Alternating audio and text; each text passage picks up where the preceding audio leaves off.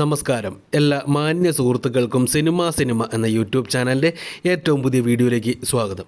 ദുൽഖർ സൽമാൻ നായകനായി നമുക്ക് മുന്നിലേക്ക് എത്തി വലിയ ഹിറ്റായി മാറിയ ചിത്രമായിരുന്നു ലക്കി ഭാസ്കർ എന്ന് പറയുന്ന സിനിമ.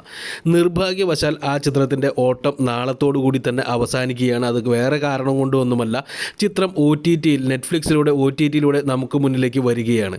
നല്ല രീതിയിൽ തന്നെയായിരുന്നു ഇപ്പോഴും ചിത്രത്തിന് ബോക്സ് ഓഫീസിൽ നിന്ന് കളക്ഷൻ നേടിയെടുക്കാൻ സാധിച്ചിരുന്നത്.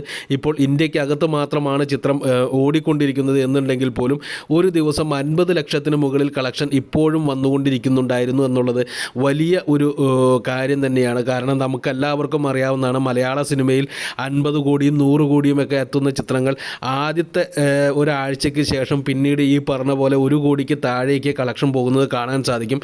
പക്ഷേ അതൊരു 2-3 ആഴ്ചയോളം സ്റ്റഡി കളക്ഷനായിട്ട് നിലനിൽക്കുന്നത് നമ്മൾ കാണാറുണ്ട്. അങ്ങനെ വരുന്ന സിനിമകൾക്ക് നല്ല രീതിയിലുള്ള കളക്ഷൻ കിട്ടാറുമുണ്ട്.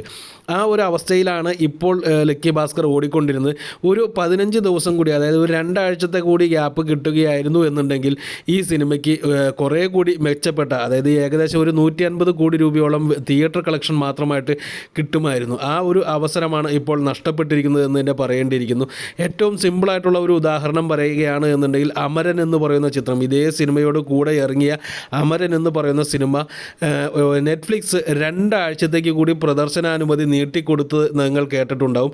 ആ 2 ആഴ്ചത്തെ പ്രദർശനാനുമതി നീട്ടിക്കൊടുത്തോടുകൂടി തന്നെ 19-ാം ദിവസം തന്നെ ഈ സിനിമ വേൾഡ് വൈഡായിട്ട് 300 കോടിക്ക് മുകളിൽ കളക്ഷൻ നേടുന്ന ഒരു അവസ്ഥയുണ്ടായിരുന്നു. ഈ ഒരു അവസ്ഥയിലേക്ക് 300 കോടിയൊന്നും എത്തിയില്ല എന്നുണ്ടെങ്കിൽ 150 കോടിയിലേക്ക് എത്താനുള്ള ഒരു ഊർജ്ജം ഈ ചിത്രത്തിനുണ്ടായിരുന്നു. എന്തിനാലും അത് ഇപ്പോൾ നടന്നിട്ടില്ല. നിലവിൽ ഈ സിനിമയുടെ ഫൈനൽ കളക്ഷൻ നമ്മൾ നോക്കുകയാണ് എന്നുണ്ടെങ്കിൽ 115 കോടി രൂപ എന്നുള്ള റേഞ്ചിലാണ് വന്ന് നിൽക്കുന്നത്. എറൗണ്ട് 115 കോടി എന്ന് തന്നെ പറയേണ്ടിയിരിക്കുന്നു.